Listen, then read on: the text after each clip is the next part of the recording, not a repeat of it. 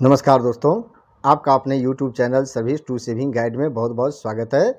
आज के इस वीडियो में हम आपसे चर्चा करने जा रहे हैं केंद्रीय कर्मचारी को सबसे ज़्यादा दी जाने वाली विभागीय सजा के बारे में, जिसे कहते हैं विदहोल्डिंग ऑफ इंक्रीमेंट, वेतन वृद्धि को रोकना, जो कि केंद्रीय कर्मचारी को CCS CCA रूल 1965 के रूल 11(4) के तहत दी जाती है।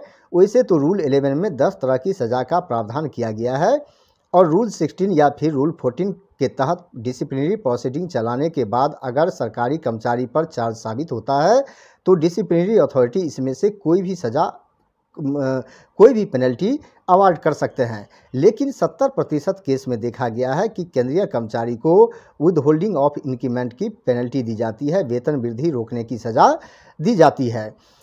तो विदहोल्डिंग ऑफ इंक्रीमेंट भी दो तरह का होता है। एक होता है withholding of increment without cumulative effect और दूसरा होता है withholding of increment with cumulative effect.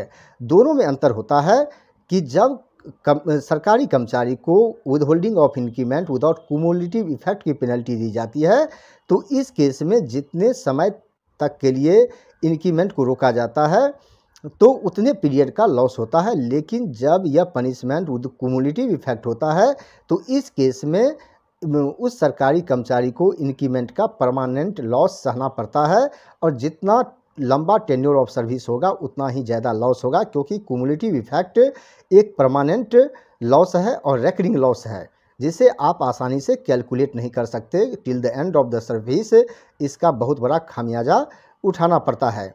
तो इस वीडियो में मैं आपको बताने जा रहा हूं कि जब विदहोल्डिंग ऑफ इंक्रीमेंट की पेनल्टी दी जाती है तो उसके बाद उस सरकारी कर्मचारी के पे को कैसे रेगुलेट किया जाता है, पे फिक्सेशन कैसे होता है, एरियर जो बकाया राशि होती है उसका क्या होता है, रिस्टोरेशन ऑफ इंक्रीमेंट, और इंक्रीमेंट की बात है तो उसका क्या होता है, उसे रिस्टोर किया जाता है या नहीं किया जाता है। तो ये सारी जानकारी इस वीडियो में आपको देने जा रहा हूँ, इसलिए आप इस वीडियो को अंत तक जरूर देखिएगा। लेकिन वीडियो को आगे बढ़ाने से पहले आपसे मेरा एक विनम्र रिक्वेस्ट है कि अगर अभी तक आपने अपने channel service to saving guide को सब्सक्राइब नहीं किया है तो अभी सब्सक्राइब करें और वीडियो अच्छा लगे तो आप इसे ज़्यादा से ज़्यादा लाइक और शेयर जरूर करें। तो आइए जानते हैं कि इससे संबंधित नियम क्या है। तो यहाँ आप स्क्रीन पर देख सकते हैं कि यहाँ मैंने लिया है 1 increment for a period of 1 year को, यानी कि किसी सरकारी कर्मचारी को withholding of increment for 1 year की पेनल्टी दी गई है विदाउट कुमुलेटिव इफेक्ट। पहले मैं इसके बारे में बताने जा रहा हूँ और बाद में आपको कुमुलेटिव इफेक्ट के साथ भी बताऊँगा। तो इसके लिए मैं आप एक सिचुएशन देख सकते हैं यहाँ स्क्रीन पर कि रूल 11(4) के तहत पेनल्टी अवार्ड की गई है और यह पेनल्टी अवार्ड की गई है 13/8/2021 को। और जब यह पेनल्टी अवार्ड किया गया था तो उस समय में इस सरकारी कर्मचारी का पे लेवल 7 में 50,500 रुपये था, यानी कि जो बेसिक है 50,500 रुपये था। अब मैं इसे आपको बताने जा रहा हूं कि कब से इंक्रीमेंट स्टॉप होगा और इसे मैं फिक्स करके भी दिखाने जा रहा हूं और टोटल लॉस भी आपको दिखाने जा रहा हूं। तो यहाँ आप स्क्रीन पर देख सकते हैं कि ऊपर में है DNI इज 1 जनवरी या DNI इज 1 जुलाई। तो जो डेट ऑफ नेक्स्ट इंक्रीमेंट फिलहाल है या तो 1 जनवरी होता है या 1 जुलाई होता है। तो मैं यहाँ 1 जनवरी को ले रहा हूँ और उसी तरह अगर आपका DNI 1 जुलाई है तो उसी तरह से आप फिक्स करके आप देख सकते हैं। तो जैसा कि आपने सिचुएशन में देखा है कि 13/8/2021 को पेनल्टी अवार्ड की जाती है। तो यहाँ थोड़ा कन्फ्यूजन मैं दूर कर देना चाहूँगा और बहुत सारे ऑफिस में भी इस तरह का मिस्टेक किया जाता है कि जब भी पेनल्टी ऑर्डर जारी होता है तभी से इंक्रीमेंट को स्टॉप कर दिया जाता है। लेकिन ये बिल्कुल गलत है कि पेनल्टी अवार्ड होने के बाद जो नेक्स्ट इंक्रीमेंट होगा उस डेट से पेनल्टी इफेक्टिव होता है, ना कि डेट ऑफ ऑर्डर से। यहाँ 13/8/2021 को पेनल्टी ऑर्डर जारी किया गया इसलिए, लेकिन यह इफेक्टिव होगा 1 जनवरी 2022 से, जो डेट ऑफ नेक्स्ट इंक्रीमेंट है, जहाँ की 1 जनवरी इंक्रीमेंट का डेट होता है।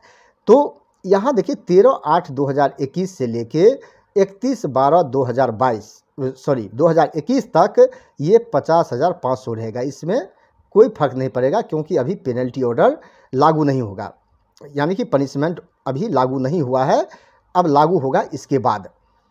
तो इसके लिए यहाँ मैं आपको पे मैट्रिक्स भी दिखा देता हूँ कि यहाँ देख रहे हैं कि यहाँ जब पेनल्टी ऑर्डर जारी हुआ है तो 50,500 रुपये है, जो कि आप देख सकते हैं कि यहाँ 7 में देख सकते हैं, लेवल 7 में, और ये सेल जो है यहाँ 5 देख सकते हैं, सेल 5 है, तो 50,500 है। ये मैंने आपको मैट्रिक्स दिखा दिया ताकि आप आसानी से समझ सकते हैं। इसके बाद दिखाऊंगा कि इंक्रीमेंट कैसे अप या डाउन होता है पेनल्टी अवार्ड होने पर।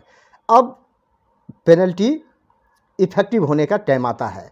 पेनल्टी इफेक्टिव होता है 1 जनवरी 2022 से। यहाँ देख रहे हैं कि 1 जनवरी 2022 से पेनल्टी लागू होता है, इसलिए 31/12/2022 तक 1 वर्ष के लिए रोका गया है, तो 1 वर्ष तक के लिए इफेक्टिव है। तो 1 वर्ष के बाद ज़रा यहाँ आप मैट्रिक्स पर ध्यान दीजिए, 50,500 रुपये था, लेकिन अब 1 जनवरी से ये 52,000 होना चाहिए था, लेकिन ये 52,000 नहीं होगा क्योंकि इस इंक्रीमेंट को नहीं लगाया जाएगा, यही इंक्रीमेंट रोका गया है। तो इसलिए अब ये पूरा साल जो इंक्रीमेंट रहेगा ये 50,500 ही रहेगा, 1/1/2022 से लेके 31/12/2022 तक, जबकि 1/1/2022 को जब इंक्रीमेंट लगता तो ये 52,000 होता, लेकिन यही इसी इंक्रीमेंट को रोक दिया गया है। तो अब क्लियर है कि 31/12/2022 तक 50,500 पर ही रहेगा। अब यहाँ आप देख सकते हैं कि पनिशमेंट ओवर हो जाता है 31/12/2022 को। तो अब जो नेक्स्ट डेट इंक्रीमेंट होगा 1 जनवरी 2023। तो 1 जनवरी 2023 को इस सरकारी कर्मचारी को 2 इंक्रीमेंट मिलेगा, 2 इंक्रीमेंट ग्रांट किया जाएगा। पहला तो जो रोका हुआ है जिसे कहते हैं नोशनल इंक्रीमेंट, तो पहला आप यहाँ देख सकते हैं स्क्रीन पर कि 1/1/2022 से लेके 31/12/2022 तक अगर इंक्रीमेंट नहीं रोका गया होता तो ये 52,000 रहता। तो अब पहला ये रिलीज किया जाएगा, यानी कि 52,000 पर फिक्स किया जाएगा, और इसके बाद रेगुलर इंक्रीमेंट 1/1/2023 से रेगुलर इंक्रीमेंट है, क्योंकि ये इंक्रीमेंट तो रोका हुआ नहीं है। तो ये दोनों इंक्रीमेंट एक साथ इस सरकारी कर्मचारी को दिया जाएगा।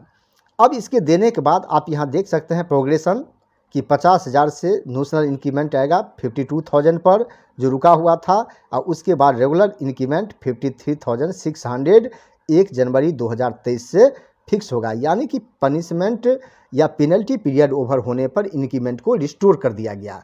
तो अब आपके मन में प्रश्न उठ रहा होगा कि लॉस कहाँ हुआ, तो अब मैं आपको लॉस दिखाता हूँ कि इसमें लॉस कर्मचारी को कहाँ हुआ और एरियर का क्या होगा।